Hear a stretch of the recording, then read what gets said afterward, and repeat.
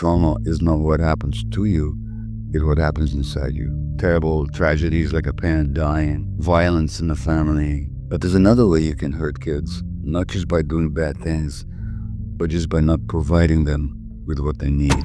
But humanity is wounded by nature. We're wounded when things happen against our nature. There are families where the parents are present enough emotionally and they're together enough emotionally that they don't wound their kids. As long as people think they're doing okay, they don't ask too many questions. Métamorphose, le podcast qui éveille la conscience. What if many of today's illness, anxieties and addictions are not personal failures, but intelligent responses to a world that asks us to disconnect from ourselves? My Canadian guest today is a world-renowned physician, doctor, speaker, and best-selling author whose work, translated into more than 40 languages, has profoundly changed the way we understand health, trauma, stress, and healing. In his latest book, The Myth of Normal, now published in French by Guitry Daniel Édition, Le Mythe de la Normalité, he invites us to question what we call normal, to recognize the hidden cost it takes on our bodies and minds, and to reconnect with our most essential human capacity. I am so happy and so thrilled to welcome in metamorphosepodcast the Dr. Gabor Maté. Welcome. Hello, thank you for having me. You're really welcome. I know you're far away. Are you in Vancouver right now? Vancouver, Canada, yeah. Okay, I'm in Switzerland, so we are far away. We hope the technology will work. Just to mention for our listeners, you have a short training program offered with French facilitation available on compassionateinquiry.com. I will say it again at the end of the interview. Okay. Maybe Dr. Maté, for those who may not yet be familiar with you and your work, how did the trauma you experienced in childhood and youth personally shaped you? And how did it go on influence also the direction and substance of your work? Well, it was about in my 40s that I realized that many of the ways that I behaved and felt and believed were conditioned very much by my childhood experience and my experience very early in life. And that was, I noticed, not only true for me, but also true for all my patients. So whether I was looking at mental illness or chronic physical illness or addictions or people's relationship problems, how they functioned, so much of it was conditioned by what had happened to them earlier in life. Now, in my case, my beginnings were 82 years ago now, this January, in Budapest, Hungary. I was born to Jewish parents 2 months before the Nazis occupied Hungary.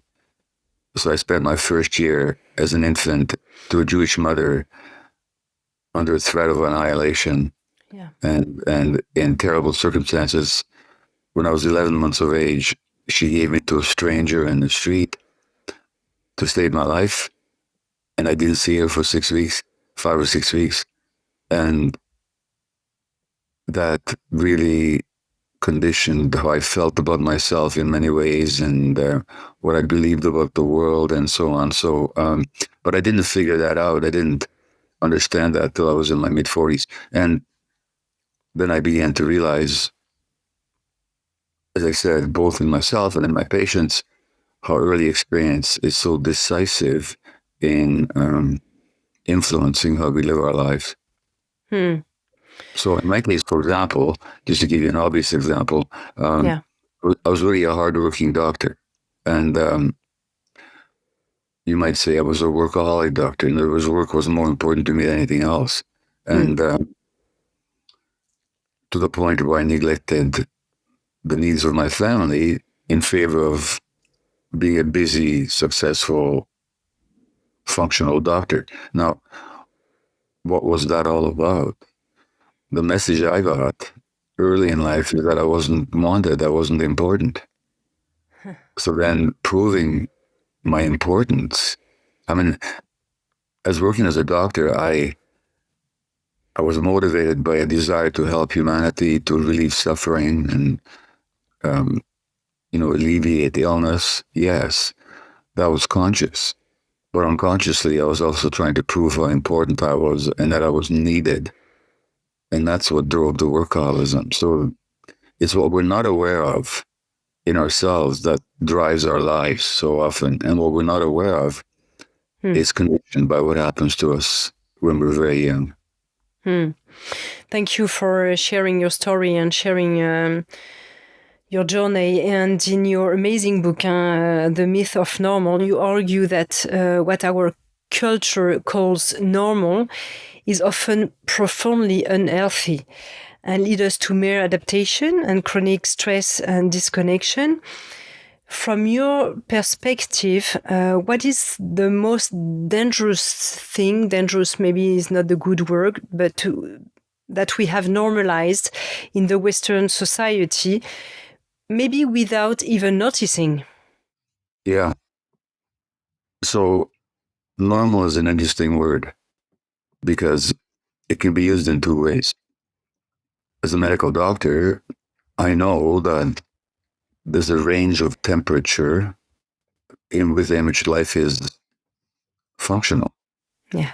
If the temperature is too high, if it goes 40 degrees, 41, 42 degrees, Yeah. you're in danger. If it goes too low, 34, 35 degrees, your life is in danger. So normal means healthy and natural. Same with blood pressure. There's a certain range of blood pressure that sustains life. But if it's above that, like too much or too low, you're in danger. So normal means healthy and natural. But we make the mistake of using the word normal in another way as well. Not what is healthy and natural, but what we're used to, what everybody does, what is common. Yeah. And a lot of the things that we're used to is neither healthy or natural. So in Western society, for example, I think the biggest one is what we believe about human beings, human nature. Now, if you ask people, what do you think human nature is? A lot of them will say, well, people are selfish and individualistic and competitive. It's human nature.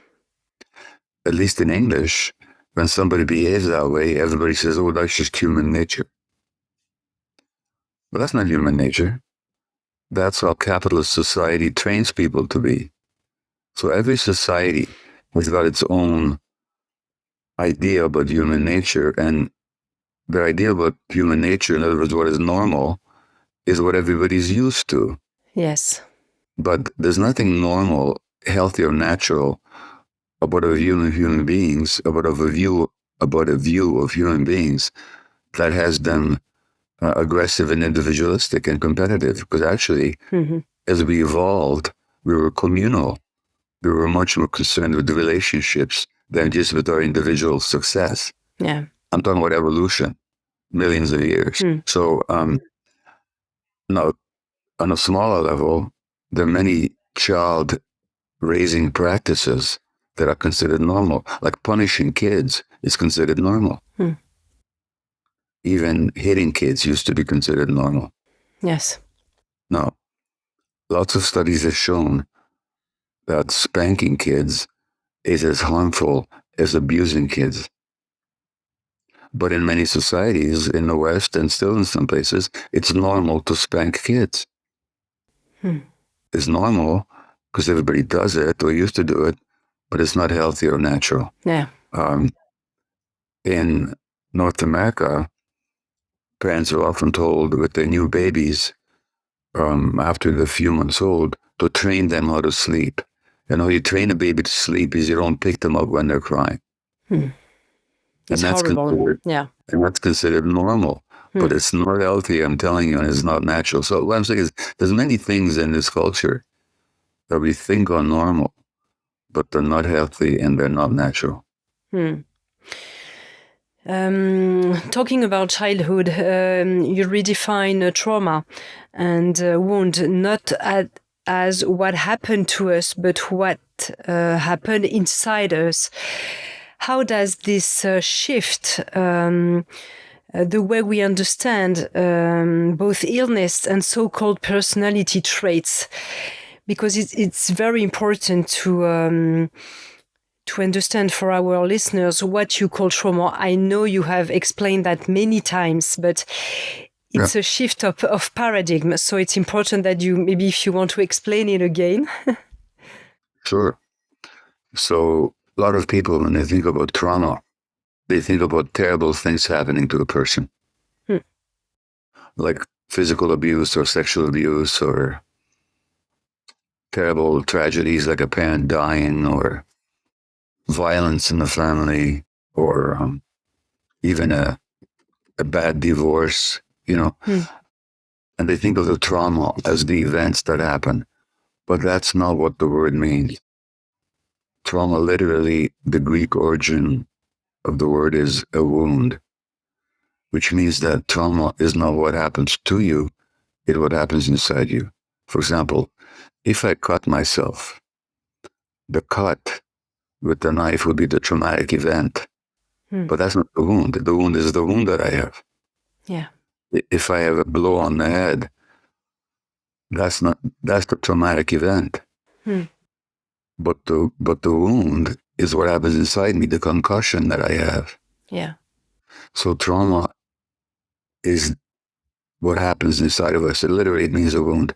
In the case of, wounds can be physical, they could be psychological. And so trauma is a wound that hasn't healed. So something happens in childhood which causes an emotional, psychological wound, which, by the way, has physical consequences as well, because you can't separate the mind from the body. So trauma is something, an event or serious events that happened in childhood that left a wound inside you. Now, the practical significance is really important because my mother gave me to the stranger in the street 81 years ago. That's the traumatic event.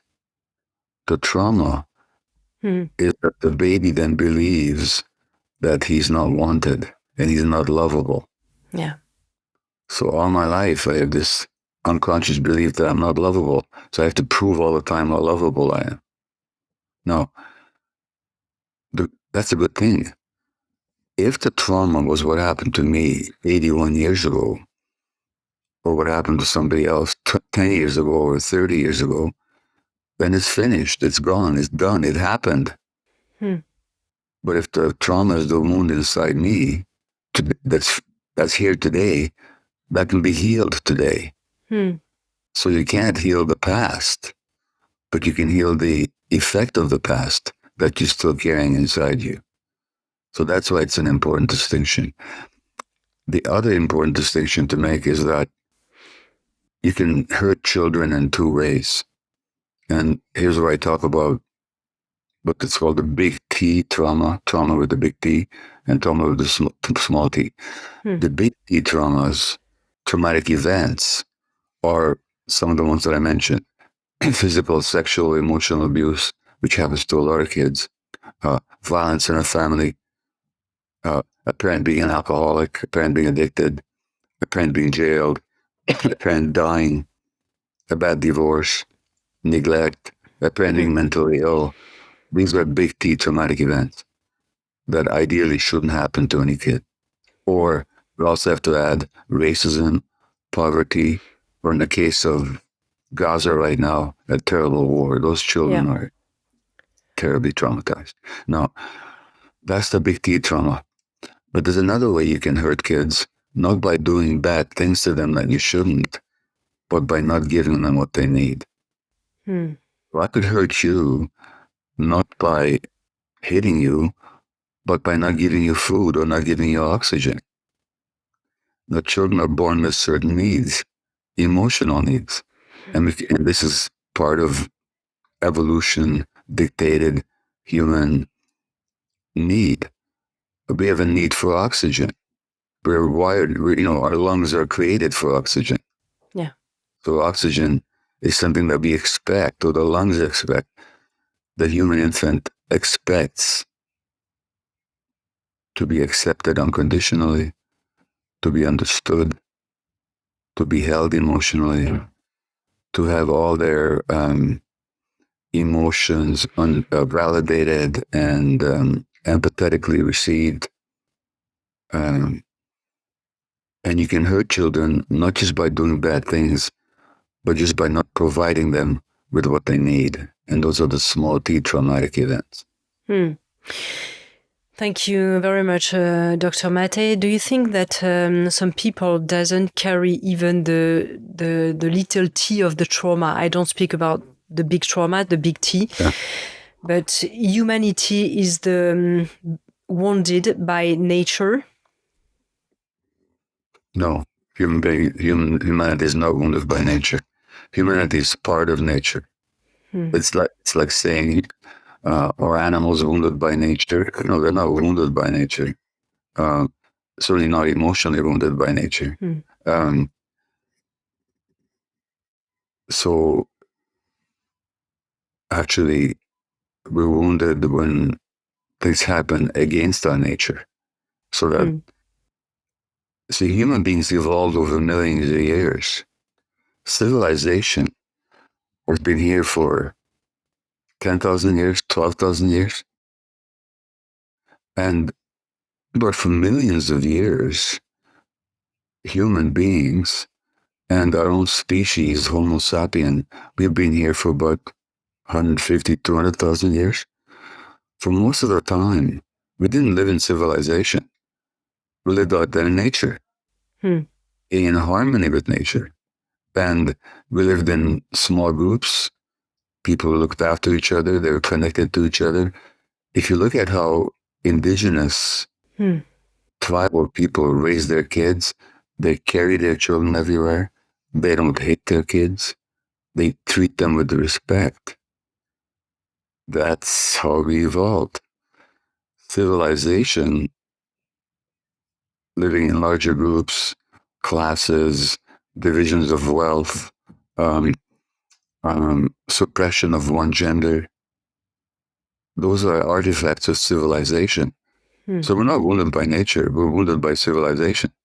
I'm not saying we can go back or should go back to be. No, of course. But I'm saying is that it's not nature that wounds us. It's our leaving nature behind that wounds us. And you mean that there are certain family, not talking about indigenous or native people that are living right now, but in the Western societies, you mean there are certain types of family, they can offer unconditional love to their children and the children are not wounded. It does exist. Yeah, there are families where the parents are present enough emotionally and they're together enough emotionally that they don't wound their kids. There are such families. Yeah. Very few in Western society. Very few. But they do exist. It's possible. And what about the wounds and the trauma of the grandparents and the how do you call it in English? Yes. Trauma is almost always transgenerational. Yeah, transgenerational, yeah. So if you look at, for example, indigenous people in Canada where I live, yes, before the coming of the Europeans, it's not that they were perfect. They were not perfect. But the way that they treated their kids was beautiful. They didn't hit their kids. They respected their kids. In fact, the Europeans, when they came to North America, they were very upset about how the indigenous people treated their children. You know why? Because they didn't hit their children. And the Christians said from the Bible, spare the rod, spoil the child. If you don't hit the kids, you're not raising them properly. This is what the Europeans thought. Now, so the indigenous people treated their kids beautifully. And those kids were very confident adults. And the Europeans wrote about this. The missionaries wrote about this. Now, then what happened was to colonize them, both in North America, both in Canada and the United States, the state took the children away from the parents and they sent them to residential schools. Yeah, I know. They couldn't see their parents, where they were beaten, brutalized, coerced. Christianity was forced on their throats, and they were very often they were sexually abused by the church or by the clergy. As a result, in Canada right now, what are the consequences? The consequences are that in my country, Indigenous women make up 5% of the female population. They make up 77% of the jail population. Same thing in Australia, New Zealand, in the United States. Indigenous women never used to have autoimmune disease, or not the risk of an Indigenous woman having rheumatoid arthritis, which is an autoimmune disease where the immune system attacks the body that it's supposed to protect. It's 6 times as great as that of a Caucasian male. And they never used to have it. So it's not genetic. So what I'm saying is that why is this? Is because for generations they took children away from their parents. Those children then became parent. They passed on their trauma to their children. So Indigenous communities, there's a high rate of sexual abuse of children. And that's just what happens. I'm not blaming anybody. I'm blaming colonialism, because it was the residential school system that began the systematic sexual abuse of the Indigenous families and kids. Yeah. And the parents weren't even permitted to see their children. So there's a terrible legacy, and it's multi-generational. Now, that's an extreme example. I talked about my own traumas. I passed my traumas on to my kids. I didn't mean to, but I did. Of course. Yeah. We all do. Yeah.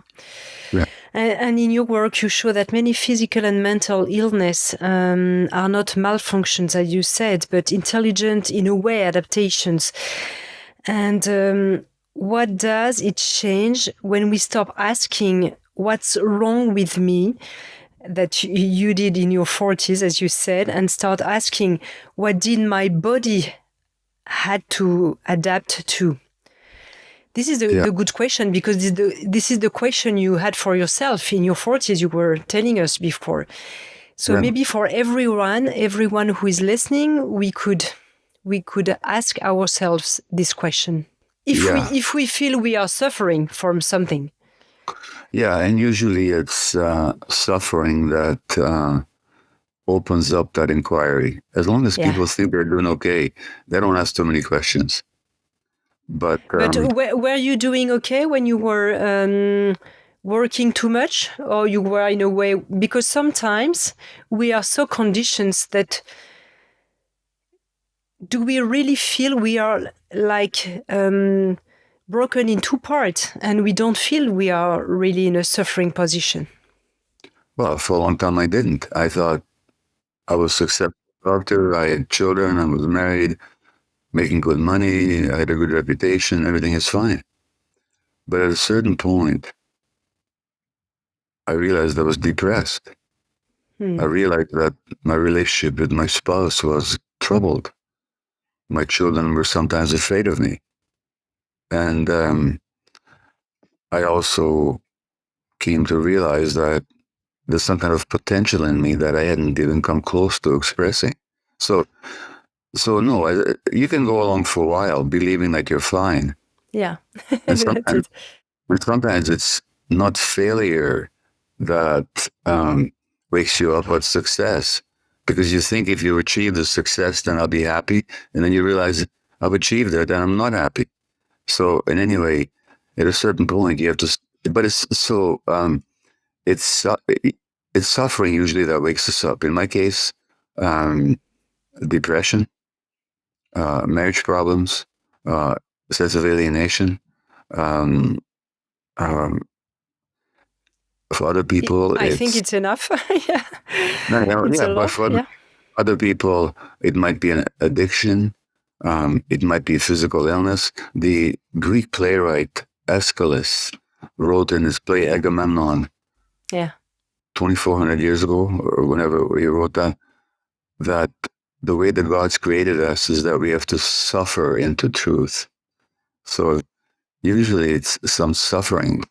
So somebody might have a physical illness, which might wake them up that maybe my life is not in balance, or they might have a depression or anxiety or psychotic break, or might have an addiction.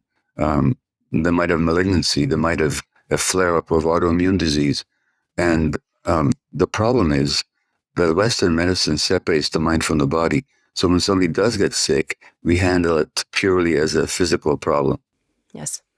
But my experience, my observation, and hundreds of studies show that people's physical health problems are often related to unresolved emotional health problems, emotional issues that stem from childhood.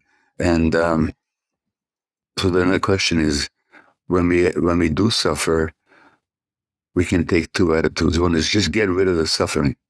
Or we can say, yes, I don't want to suffer, but is there something I need to learn here at the same time? So it's a question of how we approach it. Yes, and it's interesting because you said that regarding the child, it's a conflict between attachment and authenticity. Yeah. Can you explain maybe the mechanism? Yeah, sure. So let's talk about autoimmune disease.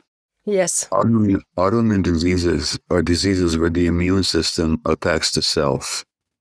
So the immune system, which is designed to protect us from external invasion by bacteria or internal enemies like malignancy, it's like the Swiss Army is designed to protect Switzerland. Yeah. Autoimmune disease is like if the Swiss Army attacked Switzerland and started killing the Swiss population. That's what an autoimmune disease is. When the immune system attacks the body that is supposed to protect itself, yeah. Now, here's what I noticed about autoimmune disease, and did other people also notice it? That the people who get autoimmune disease tend to have certain characteristics. They tend to be more concerned, compulsively concerned, with the emotional needs of other people rather than their own. They tend to be identified with their duties and their role and their responsibilities rather than their true selves. They tend to suppress healthy anger. So they tend to be nice people. I always worry about the very nice people. And they tend to believe that they're responsible for what other people feel and they must never disappoint anybody. So those are the four characteristics. Now, let me say a few things. First of all, 70 to 80% of autoimmune disease happens to women. Yes. Now, that's really interesting. If you look at which gender in Western culture is supposed to be nice to everybody, never be angry, take on the emotional responsibility for other people's needs, it's women. But nobody's born like that. A newborn baby does not suppress their emotions. If you want to see an angry human creature, take a 3-month-old and try to feed them something they don't want to eat. Yeah. You're going to see what healthy anger looks like, you know. But what happens to people is that people have two needs, and you mentioned them. We have the need for attachment. And attachment is that we're close to somebody. It's like gravity pulling two bodies together for the sake of being taken care of, or for the sake of taking care of the other. And human beings are creatures of attachment. Not just human beings, all mammals are. Because the mammalian, whether it's a bear or a wolf or a dolphin or a whale or, the mammalian infant can't survive without attachment, without being taken care of. Yeah. So there's an attachment, and as human beings, we have that attachment drive all our lives. But as infants and young children, it's indispensable. So we have that drive to attach. to belong. But we have another need, which is to be ourselves. And that's what I call authenticity. That means being in touch with our gut feelings. Now, I often speak to large audiences, and I will ask them, have you ever had the experience of having a strong gut feeling about something, not paying attention, and then being sorry afterwards? So your gut feelings are telling you something, you ignore it, and afterwards you suffer. Yeah. And out of 1,000 people, usually 1,000 people will put their hands up. Yeah. Now, what's happening here? Gut feelings are not luxuries. We evolved out of nature.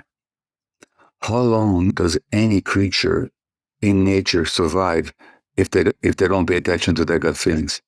Not Not very long. long. They're Yeah. there to protect us. Yeah. Now, so you have this drive for attachment and authenticity, being in touch with yourself. What happens? What if as a child you get the message that if you're angry, you're not accepted?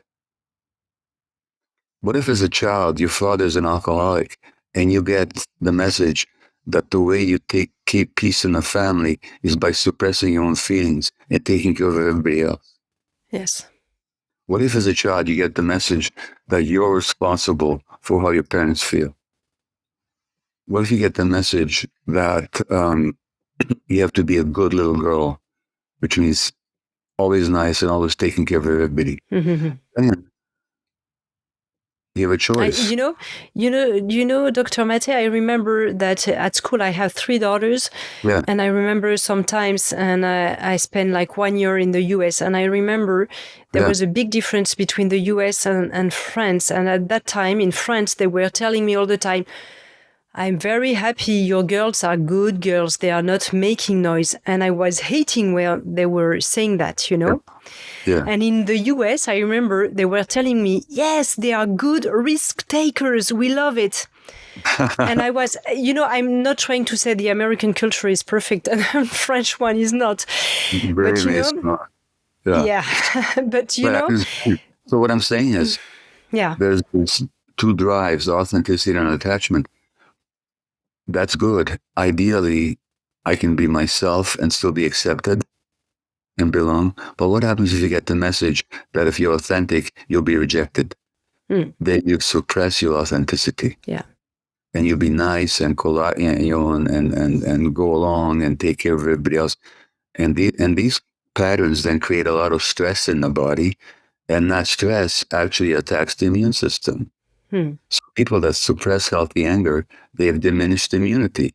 You can show this in laboratory studies. So what I'm saying is, there's a huge connection between the suppression of authenticity and illness in adulthood. Or take a condition like depression. How do you say depression in French? Depression. It's the same word. Okay, now, in English, to depress something means to push it down. Yeah. That's what it means. What gets pushed down in depression? Guess what? Healthy emotions, anger. Healthy anger is essential as a boundary defense. If I were to assault you right now, I can't assault you physically because we're far away. far away. But I could assault you emotionally. Yeah.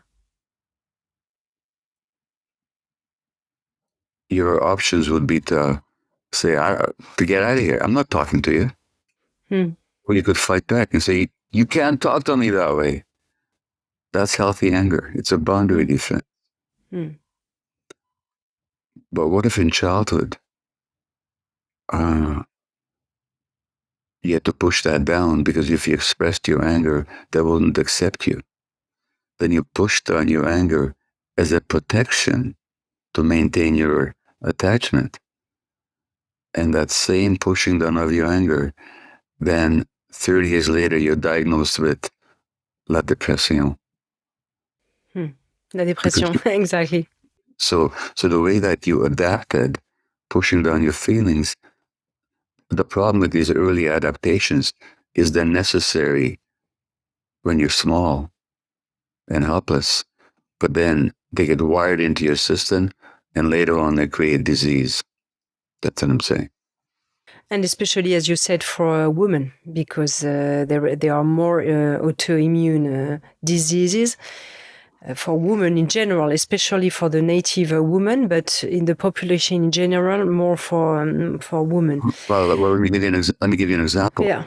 Take an autoimmune disease called multiple sclerosis. Yeah. En français, multiple sclerosis, how do you say?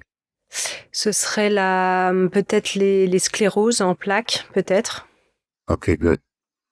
So, in the 1930s, the gender ratio was 1-to-1, one woman to every man. Hmm. You know what it is now? No. More than 3 women to every man. Yeah. Now, what does that tell us? It's not gender. It's not genetics, because genes don't change in 80 years or 9 years. Yeah, for sure. Not the climate. It's not the food. Something's going on. Could be the food. It could be the food. No, but yeah, but why more for women than for men? Yeah, of course, for sure. Yeah, there is no sense. Yeah. You know, so what I think what's happened is there's more stress in women these days for all kinds of reasons, and the women are trained to absorb the stresses of the men. They are shock absorbers, you call them. Yeah. Yeah, and so like in Denmark, in 20 years, the ratio of multiple sclerosis doubled in 20 years, not amongst men, just women. I'm saying that has to do with stress on women in modern society. And so there's a chapter in The Myth of Normal called Society's Shock Absorbers. Women are supposed to absorb the emotional stresses of the whole family and of their partners. And I know that in my marriage, my wife has had to work really hard to overcome that kind of training and not to absorb my stresses. That's good to hear, and to speak, to talk about. And it's the same mechanism for addiction, because you said that the good question is not why the addiction, but why the pain. And it's always the same question. We have to look what happened. Maybe not to look what happened, but what the body is suffering for. Yeah. Well, so again, medical science, and I'm a trained physician. I have a lot of respect for medicine, medical science, medical knowledge, medical research, incredible medical expertise. But I also think it's very narrow. It can be very good, but it's very narrow. So the view of addiction in medicine is that it's a genetically determined disease of the brain. No, it isn't. Let me give you a definition of addiction, and let's see if we can play with it a little bit. Yes. So I'll define addiction as manifested in any behavior where a person finds temporary pleasure or relief, so they crave it, they want it. Then it causes harm, and they don't give it up despite the harm. So craving, relief, pleasure, harm, inability to give it up. Yeah. And I said any behavior. So that could be nicotine, morphine, alcohol, whatever. Alcohol, cocaine. Food. Could be food, could be sex, could be gambling, could be pornography, could be work, could be extreme sports, could be self-cutting. Buying. Internet, Yeah. gambling, all these things. And again, when I gave my talk, and I worked for 12 years with a highly addicted population, drug addicted population. And what I realized is that, yeah, they were addicted to drugs, but I had my own addictions. Not to drugs, in my case, to shopping and to work. And shopping? I can't imagine you shopping. Oh boy, I had a severe shopping addiction for classical compact music, compact disc. Yes, okay.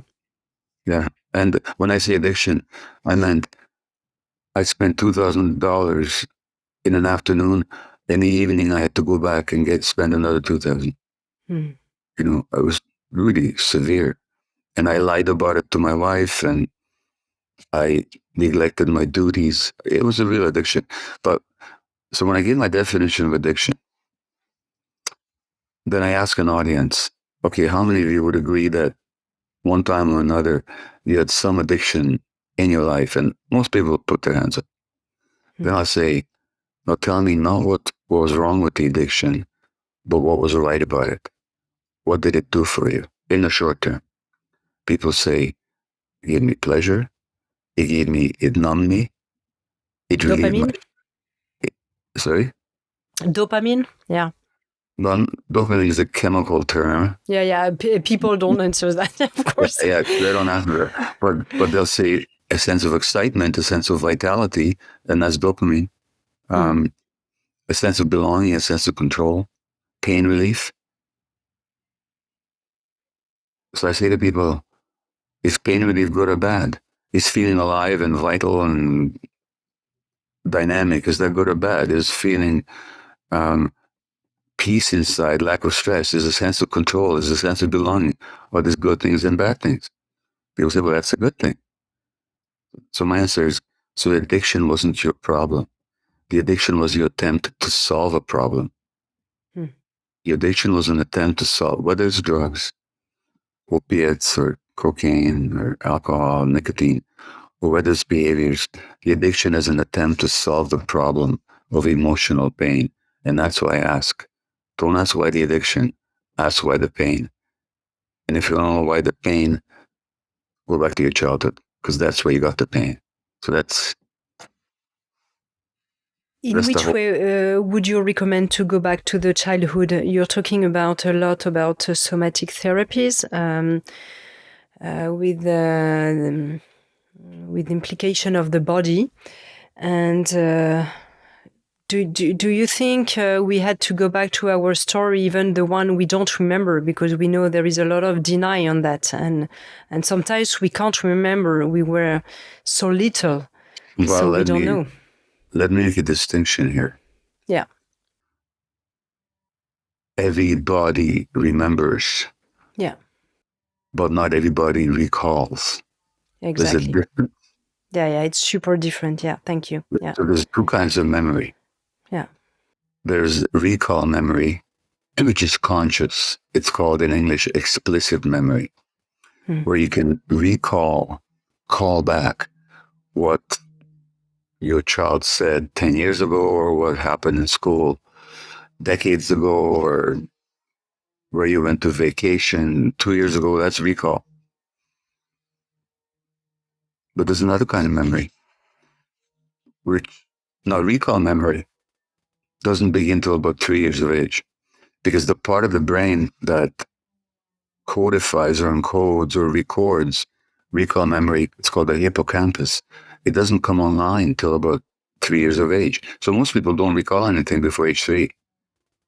And most people don't even recall anything before age 4, specific episodes or events. But there's another kind of memory called implicit memory. And implicit memory is the emotional imprint of what happened to you even in the womb, before birth even. And that's in the body. And that shows up today.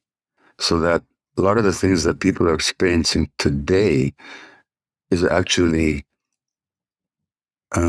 imprints of what happened to them a long time ago. So we don't have to recall everything, because we can have access to those memories through the body, is what I'm saying.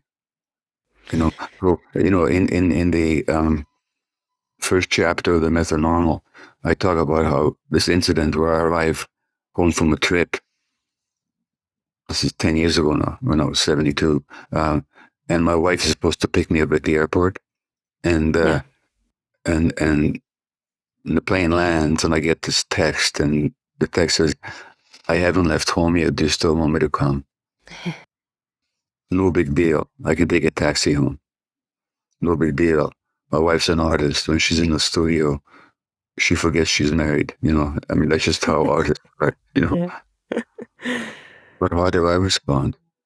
I get enraged and hurt. And when I come home, I won't even look at her. No.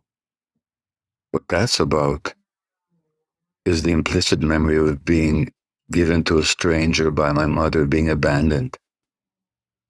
That lives in my body and in my nervous system. And when my wife doesn't show up, that memory gets triggered. So now I don't recall my mother giving me to a stranger. I was 11 months of age. There's no recall, but boy, does my nervous system remember it. So now that doesn't mean you just accept it and you say, okay, that's how it is. No, you can work with it. You can gain some agency. You can gain some agency so that these body memories don't control you. But that's the whole point of therapy. But 10 years ago, I can imagine you had done a lot of therapy and you still had that anger in you. So, and you saw it, you saw it at the moment, probably you had that anger that it was still in you. Yeah, the difference is that instead of being in that state for 2 weeks, I was only in it for 1 day. Yeah. And my wife said, stop it already, so I stopped it. And it can still show up today, It can show up today. But when it shows up, I can recognize it. Yeah. This is an old memory. This is not about the present. So I don't have to act like I was a helpless baby. I don't have to act like I was wounded and hurt and rejected. I can be an adult. So it's a question of awareness. Awareness and to know how to self-regulate? Yeah, so self-regulation, you don't teach people how to self-regulate. Self-regulation develops in childhood when the parents are regulated and they know how to hold you. And then self-regulation develops. For a lot of us, that didn't happen. So that self-regulation becomes a matter of therapy and transformation and learning. But what does self-regulation means?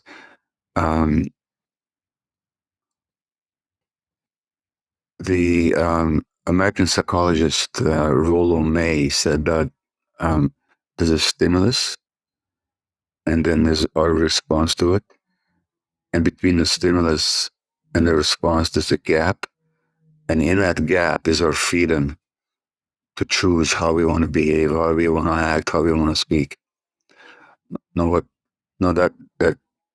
That stimulus response, the flexibility, the response flexibility is the job of our prefrontal cortex, the front part of our gray matter of our brain. Now, what trauma does is it undermines the effect of the prefrontal cortex and puts the unconscious emotions in charge.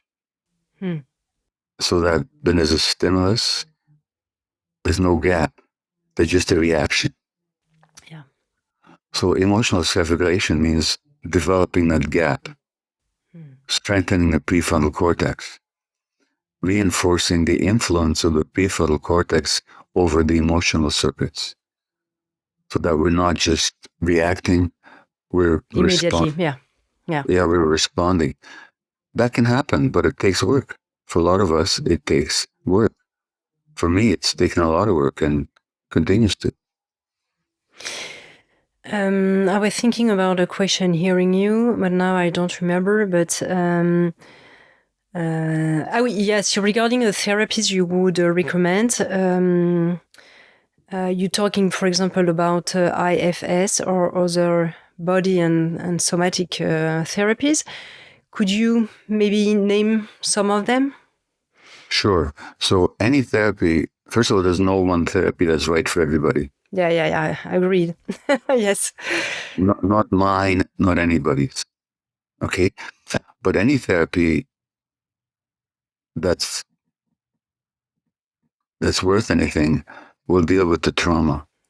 They won't just deal with the behaviors or the symptoms. And a lot of therapies are very superficial. It's all about what you believe and how you behave. Yeah. Like cognitive behavioral therapy for me is very shallow. It can be helpful sometimes, but it's very shallow. Because you it mean the doesn't TCCs? The TCCs, for example? The TCCs, how you call them in English? The cognitive therapies, the new waves, of the... But to me, cognitive therapies are shallow. Yeah. Because our cognition are only on the surface. It's the traumatized emotions that are underneath. And they don't deal with that for the most part. Now, so the therapies that I recommend understand trauma. So I'll just name a few of them Yes, please. without making any recommendations. Mm-hmm. So there is, you mentioned IFS, internal family systems. Mm-hmm. And internal family systems sees us as harboring all these different little personalities that are, some are there to protect us, some are there to kill the pain, some are there to keep us out of trouble. And internal family systems tries to bring all these sub personalities Yes. under the regulation of the self, the Yeah, it's conscious aware. very. Is it a very young inspired? Yeah. Young inspired? Yeah. I couldn't tell you. Okay. Okay. Now, there's some aspects of IFS that I really agree with, and some aspects I don't agree with. But it works for a lot of people. Okay. I'm not going to go into my disagreements now. It doesn't matter. No, it doesn't matter. Yeah. Yeah. There's somatic experiencing developed by Peter Levine, who, by the way, every year works in Switzerland. Peter Levine is an American pioneer psychologist, trauma pioneer, and he works through the body, through experiencing and resolving the trauma through the body, somatic experiencing. There is, let's see, neuro-linguistic programming. There's EMDR. There's my own form of therapy, which is called compassionate inquiry. And I've trained thousands of therapists around the world. It's I'm not going to go into it now, but it is very based on understanding trauma and understanding that what you think is wrong with you began as an adaptation early in childhood. In France as well, that I recorded a program called Masterclass Mentor Show. You might want to look that up, Mentor Show. Yeah, we know them. We know them very well. Yeah. Yeah, so I have a program with them, and a lot of people seem to find that helpful. So, but just one more thing. I'll be right back, okay? Yeah. But I can also mention your program, Compassionate Inquiry, as you said, .com, because there is you offer you offer French facilitation. That's nice to know. Yeah. Now there's a book. I'll mention another method, not mine, but it's very good. It's called Neuroaffective Relational Model, NARM. It's by a doctor or a psychologist called Lawrence Heller, Heller. So that's the book that he wrote. So there's a whole range of modalities. None of them are right for everybody, but the good ones all understand trauma. Mm-hmm. In your method, in your what you propose is not a method, but in the compassionate inquiry, what could be the process to go on through our traumas? Well, first question I would ask you is, why are you here? What's your intention in coming to therapy? So that's really important. And then I might ask you, this issue that you're dealing with, how does that show up in your life? So you might have an addiction, you might have a physical illness, you might have trouble in your relationships. And so we begin with where you're at. And then the important thing, of course, is not the method, by the way. Yeah, you're not trying to fix or eliminating the symptoms, you said, but you're trying to restoring wholeness. That's right. And my view is that something happens early in childhood that splits us off from ourselves. We separate from our bodies, our emotions, and so on. And the healing comes from connection with ourselves. And the most important aspect of it is not the method, actually, but the safety in the relationship between the therapist and the client. Because when there's safety, people can experience what's really true for them. So in Compassion Inquiry, we ask a certain number of questions under the conviction that the truth is inside you, that the truth of you is inside you. It's not for me to tell you what your truth is. It's inside you. But for that truth to emerge, you have to feel safe, and I have to ask you the right questions. So and then let's see what happens. Yeah. Right. So, so every encounter is kind of an adventure. What's going to come up now, and how do we, so that's a small summation of it.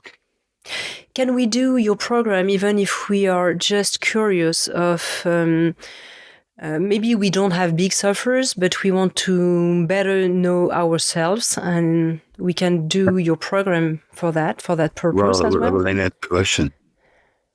Why do you want to know yourself better? Yeah. I'm asking you. Yeah, because I'm conscious that I'm full of beliefs and conditionings by my culture, my parents. So I want to understand what is me, what is not me, what is my grandparents' behavior. So, all right, and so then I would ask you, this gap between what you believe is a truer self and what you've been told and how you've been conditioned, how does that show up in your life? How does that gap show up? I'm not asking you to answer me right now. No, of course, yeah. I'm just telling you, you can if you want, but that's not what I'm asking. Yeah. I'm just saying, I don't want to know how does the gap shows up, but because it shows up somehow. Yeah. Maybe in a sense of alienation, maybe in a sense of anxiety. I don't know, it shows up somehow. Yeah. And so anyway, your question was, if you wanted to get to know yourself, well, I could recommend two things that I've created. They're not the only things, but you're asking me, so I'll give you my answer. Yeah. There's the Mentor Show Heal program. People get to know themselves really deeply. There's the Compassion Inquiry short course, which is not the professional training. The short course is much shorter, much less expensive, and it's just for the average person to get to know themselves. And there's also my books. I've written 5 books. They've been published in over 40 languages. And everyone, I mean, every time I write, it's because I want people to know themselves. That's my intention. That's your intention. You had an experience in Peru. That experience changed you. What happened? Because I don't remember how many times, if it was like maybe a few years ago or a long time ago, but you experienced something very special, and it leads you to think about how we can introduce spirituality in the process of healing. Introduce what, I'm sorry? In the process of healing. Introduce the spirituality. What spirituality? Sorry for my accent. No. You're sorry for my accent. Okay. You're forgiven. Okay. I'm forgiven. I would love to speak fluently with you so I can rebound on the answers more. I wish I spoke French like you speak English. I really do. Well, when you say I had a special experience, which one are you referring to? The one with the shaman, and you said that, yeah. Okay, so look, I did have an experience with a shamanic plant in Peru. That was about 5 years ago now. That wasn't the first time. I've been working with those plants for a lot of years. But I want to make something clear. There's spirituality, then there's plant medicine work, and you can do spiritual work without plant medicine work. you can also do plant medicine work and not have any spiritual experiences. Or you can do plant medicines and have a spiritual experience. That happens a lot too. So I'm just saying that plant medicine work is just one way, because there's an American um, physician and psychiatrist in 1977 who said that human beings are biopsychosocial creatures, which means that their biology is inseparable from their emotions, their psyche, and from their social relationships, which is scientifically 100% true. We're biopsychosocial creatures. I've been talking about that really the whole hour with you. But there's another dimension he didn't mention. There's a dimension that he did not mention, which is spirituality. So in the North American indigenous tradition, there are not three quadrants. There's the medicine wheel. There's the physical, the mental, which is our thoughts and our emotions. There's the social, which is our relationships with the world, other people. And there's the spiritual, which goes beyond our separate little egos and which teaches that we're all a part of something much greater. Now, all the spiritual traditions, whether it's Hindu to the Bhagavad Gita, or the Buddhists, or the Christian mystics, or the Sufi mystics like Rumi, or indigenous people around the world, this sense that we're not just these little egos, but that we're part of and expressions of something much greater. That's the spiritual dimension. And I think that's, the older I get, the more I realize, yeah, that's how it is. And so the experience that you mentioned, yes, I did have that to a plant, but that's not the only way. That's just what happened to me that one time. And by the way, the truth is, I had that deep experience, but I didn't integrate it into my life. So sooner or later, it just became kind of a memory rather than a reality. So you can have these spiritual experiences, but if they're not integrated, our programming just comes back and over again. You're not the first one to tell me that about this experience, so it's interesting to hear that again. Do you think there is a space for the spiritual dimension of healing without imposing beliefs or crossing ethical boundaries? Because, you know, it's touchy as a topic on healing, because as you said, we are very separate on that topic. You know, genuine spirituality, as I understand it, has nothing to do with beliefs. What's really interesting is when you read the spiritual experiences of Christian mystics like John of the Cross or Saint Teresa of Avila or Saint François. Meister Eckhart or any of these people, or Rumi or Hafiz, the Sufi mystics, or you read the Bhagavad Gita, which is the ancient Hindu mystical, spiritual, guiding text, or the Jewish mystics. They all describe it almost in exactly the same words. They all have different beliefs about this, that, or the other, but the experience the same. Yeah. is very much the same. And so that beliefs, now, you know, by the way, I've never had any deep experience like that. You know, the closest I came was with that plant. But when I read them, I recognize the truth of it somehow. I get it. Now, I know people who've had such experiences. I haven't. My wife has had. Friends of mine have. I haven't. I don't have that kind of brain, I don't think.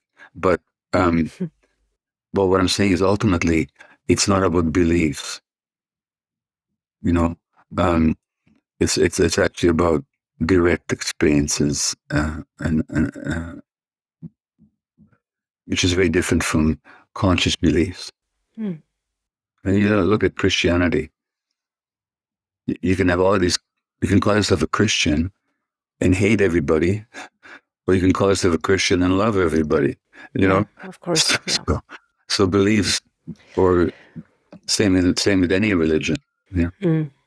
So religion and spirituality are not necessarily the same thing. Yeah.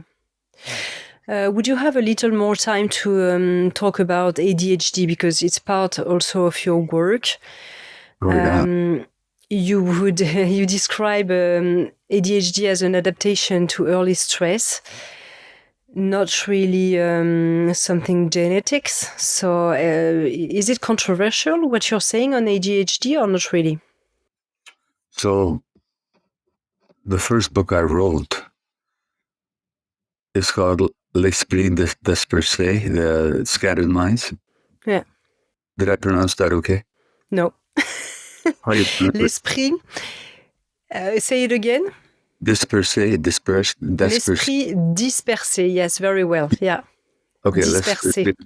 that was the first. It's just coming out in French soon, and it's been good. published all over the. It's been published all over the world. It's the first book I wrote, and I wrote that after I was diagnosed myself with it. And English Scattered Minds. Now it's probably the worst best-selling book on ADD. Probably, certainly in the English world, it is right now. And I was diagnosed with it. And at what age you were diagnosed? 52. And all of a sudden, it made so much sense about my life. You know, why I have trouble paying attention when I'm bored, why I'm so restless, and poor impulse control, and so on. But I didn't accept the medical explanation of it. Intuitively, I just didn't expect it, because they said it's a genetic disease. And I said, A, it's not genetic, and B, it's not a disease. So tuning out. We're talking more about a trouble, in fact, than a disease. Yeah. Well, here's what we're talking about. Yeah. Tuning out. Let's go back to my little experiment with you. Let's say I emotionally assaulted you right now, put you under a lot of stress. Your options would be to escape, just hang up, or to fight back. But what if you couldn't? Then what would you do? I'd be petrified, yeah. Yeah, well, you wouldn't do anything. You would tune out. Zone out, yeah. You would dissociate as a way of protecting yourself. Now, think back to my infancy. Nazis. My mother can't go into the street without wearing the yellow star.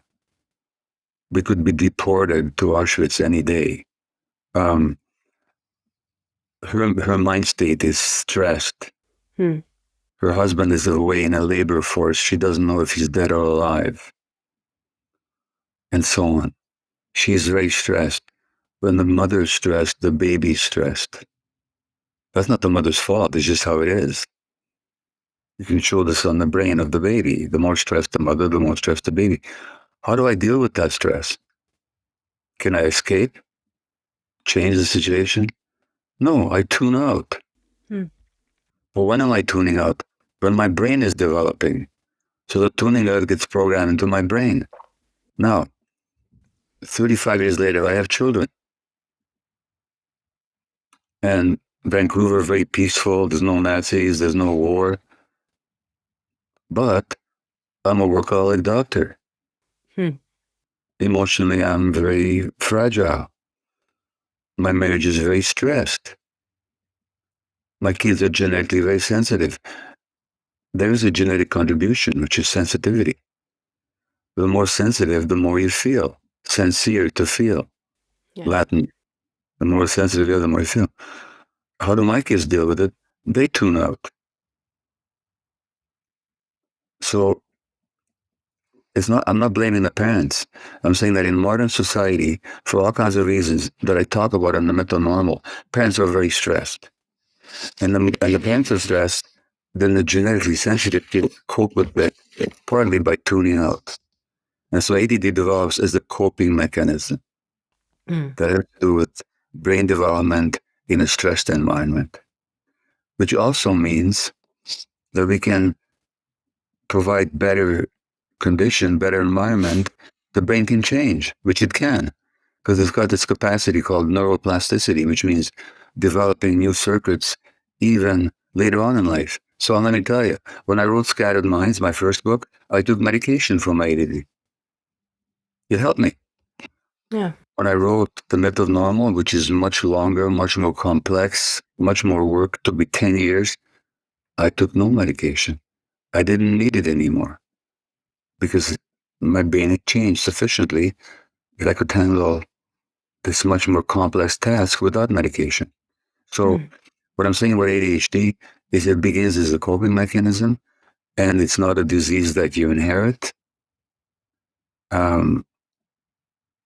Yes, there's a genetic sensitivity, but we can work with that because the environment works on the genes. So if we can change the environment, we can change how the brain functions. Yeah. That's my Epigenetics. Yeah.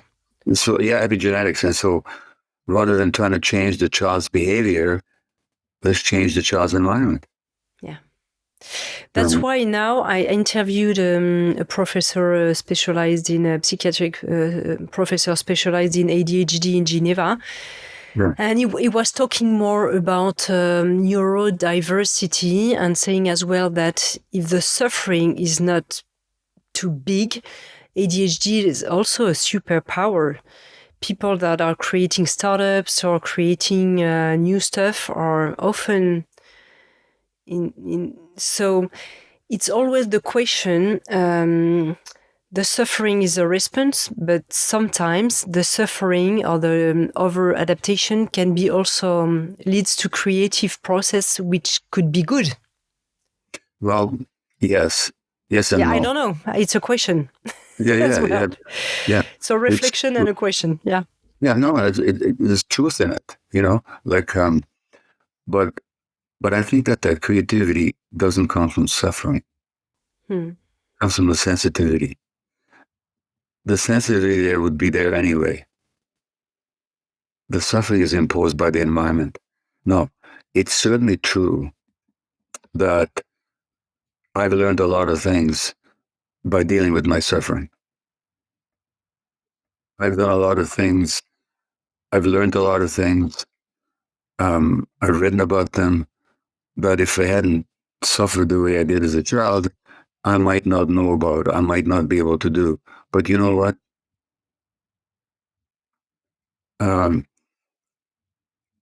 Thank you very much.